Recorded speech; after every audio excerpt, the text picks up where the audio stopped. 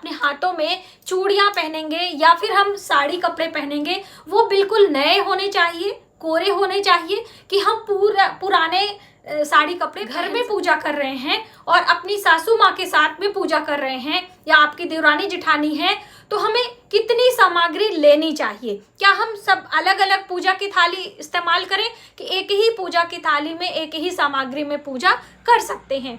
दूसरी अहम बात है कि इस व्रत में जैसे मैंने आपको बताया था एक अनाज खाना है, तो वो एक अनाज क्या होता है, कैसे इसका भोजन हमें लेना है या किसी और को सारी सामग्री दान भोजन देना है, वो हम पूजा से पहले दें कि घर में रख के जाएं, आए तो दें, कैसे क्या करें? इस तरह के बहुत सारे सवाल आए हैं, तो उन सभी सवालों के जवाब इस वीडियो में हम आपके साथ शेयर करेंगे। तो वीडियो बहुत ही इंटरेस्टिंग और हेल्पफुल होने वाली है।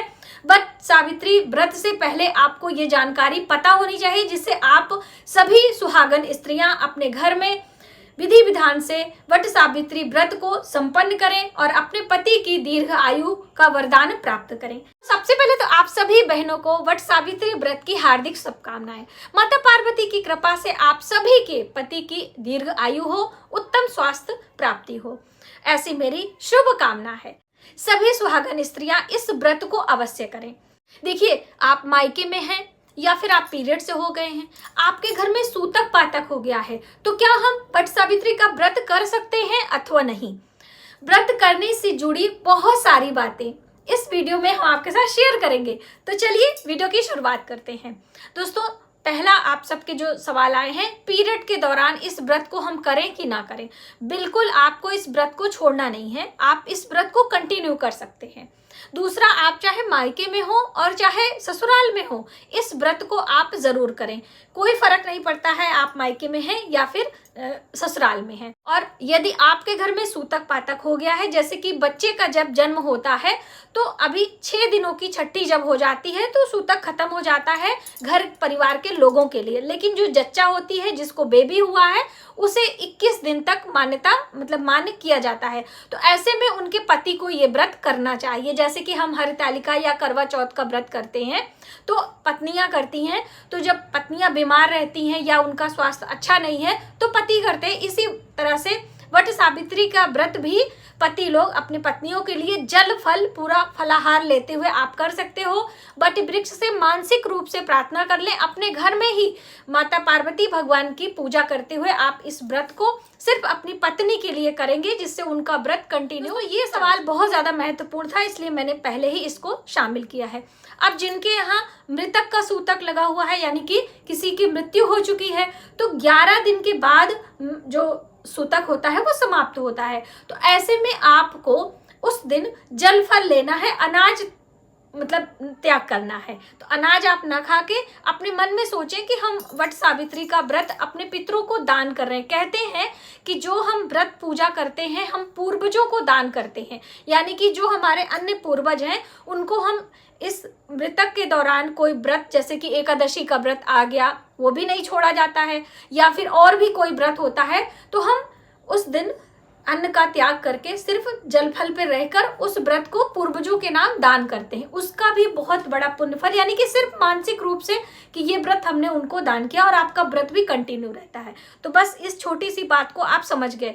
पीरियड के दौरान भी व्रत रहना यानी व्रत आपको हर हाल में रखना ही रखना है, ये आपको पता चल गया। अब आते हैं साड़ी कपड़े यानी श्रृंगार की। तो देखिए, इनमें 16 श्रृंगार करके पूजा करने की बात कही गई है। तो आप अपने घर में जो आपने चूड़ियां, जो आपने साड़ी कपड़े रखे हैं उन्हें पहनकर पूजा करें। और जैसे मैंने आपको बताया था कि एक दुपट्टा अलग से लेकर, ओढ़नी यानी चुन्नी लेकर, अपने विवाह की चुन्नी लेकर पूजा करना चाहिए। तो कई बहनें कह रही थी कि मैम हम घर से बाहर रह रहे हैं, वहां पर हमारे विवाह का लहंगा घर पे रखा हुआ है, चुनरी नहीं है, तो आप कोई गोटेदार ऊपर से चुनरी ले लें, कोई दुपट्टा आपके पास है वो ओढ़ लें, क्योंकि उसका शुभ परिणाम वही माना जाता है, तो आप उसको भी ले सकते हो। अगली महत्वपूर्ण बात कि पुरानी चूड़ियां, पुराने वस्त्र भी आप पहन सकते हैं, नया कोई इतना जरूरी नहीं है। यदि आपके पास है, आपने लेके रखा हुआ है तो आप पहन भी सकते हैं, मनाही भी नहीं है, लेकिन ऐसा कोई जरूरी नहीं है कि आप नए कोरे वस्त्र ही पहनकर पूजा करें। 16 श्रृंगार करने की बात है तो आप नथ पहन लें, बिंदिया पहन लें, गले में मंगलसूत्र पहन लें, चूड़ियां पहन लें, आप साड़ी कपड़े पहन लें, ऊपर से चुन्नी ले लें। ये सारे श्रृंगार करके आप वट सावित्री की पूजा करें, क्योंकि ये सुहाग के लिए रखा जाता है। तो हम जिस तरह से शौक श्रृंगार करके माता की पूजा करते हैं, उसी तरह का आशीर्वाद हमें प्राप्त होता है। तो ये तो आपने जाना। और जो हम माता को चढ़ाएंगे, ये तो आपके सुहाग की बात हो गई। जो हम माता रानी को सुहाग की चीजें चढ़ाएंगे वो नई होनी चाहिए, वो पुरानी आप नहीं इस्तेमाल कर सकते हैं, है ना। तो माता रानी के लिए आप नया सामग्री ले आए, जिसमें चूड़ी, बिंदी, मेहंदी, आलता, जो है और भी मेहंदी होती है, पंखे के ऊपर अलग अलग प्रकार के फल, वो सभी आप रख के माता को चढ़ाएं। अब लेने की बात आई कि कई बहनों ने पूछा था कि मैम हम क्या उसे ले सकते हैं कि नहीं। तो बिल्कुल आप सुहाग के रूप में, जैसे मैंने आपको अन्य पूजा में बताया था, 2 चूड़ियां लेकर आप अपने हाथों में डाल लें, बिंदी लेकर आप लगा लीजिए। बाकी चीजें हम वहीं पर, हम लोगों के यहाँ जैसे हम लोग पार्क में जाते हैं पूजन के लिए, तो वहाँ पे माली रहते हैं जो देखभाल करते हैं, वो लोग वहीं पे रहते हैं। तो जो सूखा अनाज घर से लेके जाते हैं, वो जल का भरा पात्र, पंखा, फल, मिठाइयाँ, वो लोग वहीं ले लेते हैं। कभी कभी कोई नहीं रहता है तो लोग उठा के, पास में मंदिर रहता है वहां पर दे देते हैं। इस तरह से आप जो वट वृक्ष के नीचे पूजा करते हैं, वो इस तरह से दान करते हैं। ठीक है। अब जैसे कि ये ज्येष्ठ मास की अमावस्या तिथि है और वर्ष 2024 में ये व्रत 6 जून को करा जाएगा। तो आप 6 जून को एक कार्य और भी कर सकते हैं। जैसे कि बहुत सारी बहनें कहती हैं हमारे घर में सुख समृद्धि नहीं है, हमारे घर में धन की बरकत नहीं है। आप एक नारियल का गोला, सूखा वाला गोला जो होता है, जो हम लोग ग्रेट करते हैं, उसको कट करके उसके अंदर भुना हुआ आटा और शक्कर यानी चीनी भर के उसको पैक करके खड्डा खोद के पार्क में जहां आप पूजा करने जाएंगी वहां आप दबा भी सकती हैं। चींटियों के लिए भोजन है, चींटियों के लिए आहार है। गर्मियों में वैसे भी चींटियां बहुत सारी मिल जाती हैं, लेकिन यदि आप कोई जैसे पीपल का वृक्ष, बरगद का वृक्ष, कोई नीम का बड़ा वृक्ष है, वहां पर खोद कर यदि नीचे आप ये नारियल का गोला, आटा और चीनी भर के दबा देते हैं, तो 1 वर्ष तक के भोजन की व्यवस्था आपने चींटियों के लिए कर दी है। और अमावस्या तिथि पर करने से इससे हमारे पितरों को प्रसन्नता होती है, हमारे जीवन में जो अचानक परेशानियां आती उससे भी हमें निजात मिलता है। तो आप ये भी काम करें, क्योंकि देखिए एक साथ 2 काम आप कर लेंगे तो आपके लिए अच्छा होगा। क्योंकि एक गोला नारियल का लेकर पार्क में जाना आना उतना समय नहीं लोग निकाल पाते, लेकिन ये अमावस्या तिथि भी है और ज्येष्ठ मास की अमावस्या है, तो आप ये कार्य कर सकते हो। बहुत ही शुभ होता है दोस्तों, आप कभी भी कर सकते हो। किसी भी कामना पूर्ति के लिए आप कंटिन्यू हर शनिवार को या फिर अमावस्या तिथि पर एक नियम बना लें कि आप अपने घर से ये आटे की गोलियां मछलियों को खिलाएं, या फिर आटा और चीनी का भूरा नारियल में भर के कहीं मिट्टी में आप दबाएं पेड़ पौधे के नीचे। आप इसे करके देखें, इसका फर्क आप खुद समझ में आएगा। अब दोस्तों बट वृक्ष नहीं मिल रहा है तो मैंने पहले ही कहा था, आप नर्सरी से खरीद के लाएं, गमले में लगाएं, पूजा के बाद उसे पार्क में आप लगा दें, जिससे अगले वर्ष आपके साथ और कई सखियों को और कई महिलाओं को पूजा करने का अवसर मिले। आप ऐसी जगह रह रहे हो जहाँ पे बिल्कुल ना ही नर्सरी है ना ही कुछ है, तो ऐसे में क्या करें? तो ऐसे में आप पीपल वृक्ष में मानसिक रूप से बट वृक्ष की जो प्रतिमा होती, फोटो होती है, आप डाउनलोड कर लीजिए मोबाइल पे और सामने रख लीजिए। पीपल की जड़ों में आप जल चढ़ाइए और वहां पे पूजा अर्चना करिए, क्योंकि पीपल में भी कई देवी देवताओं का वास होता है, माता लक्ष्मी, भगवान विष्णु का वास होता है, अमावस्या तिथि भी है।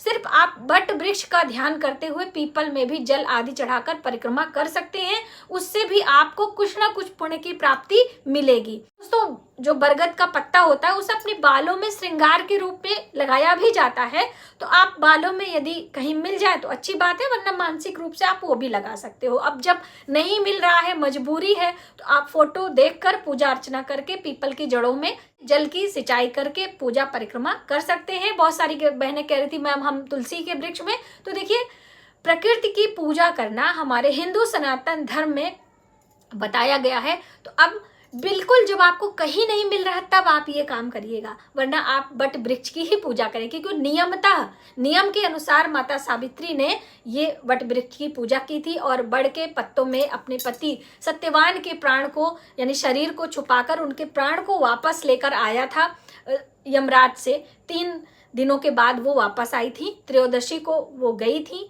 और चतुर्दशी को यमलोक पहुंची थी और फिर अमावस्या तिथि पर वो अपने घर यानी कि अपने ससुराल वापस आई थी। तो इस तरह से व्रत का बहुत बड़ा महत्व है। आप जितना अधिक से अधिक नियम का पालन करते हैं वो आपके लिए ही पुण्यदायी है।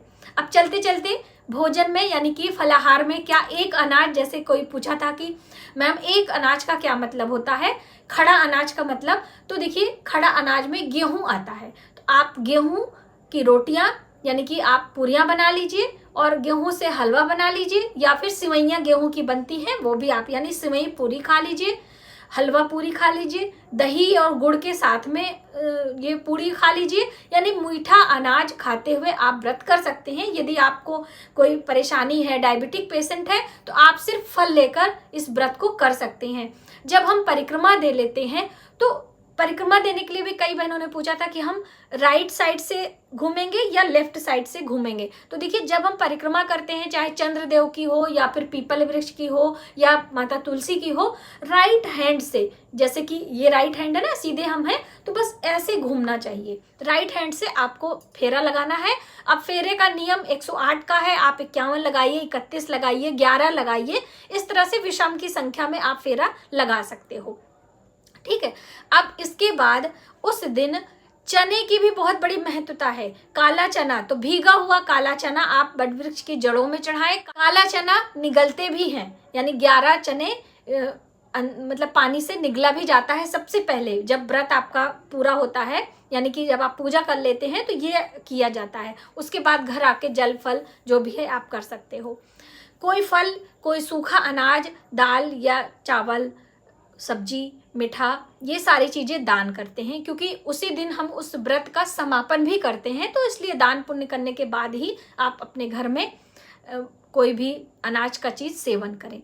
दान आप ब्राह्मणों को दें, मंदिर में वहां पे जो कार्यकर्ता रहते हैं उनको भी दे सकते हैं, जैसे भी सुविधा हो। दोस्तों आप थोड़ा सा एडजस्ट कर लीजिए। आप सभी खुद ही अब इतना रहते रहते हमको खुद बताते हैं, तो आपके सवालों के जवाब मैंने इस वीडियो में दिए हैं। आप सभी सवालों को समझें और जानें और विधि विधान से वट वृक्ष की पूजा करें।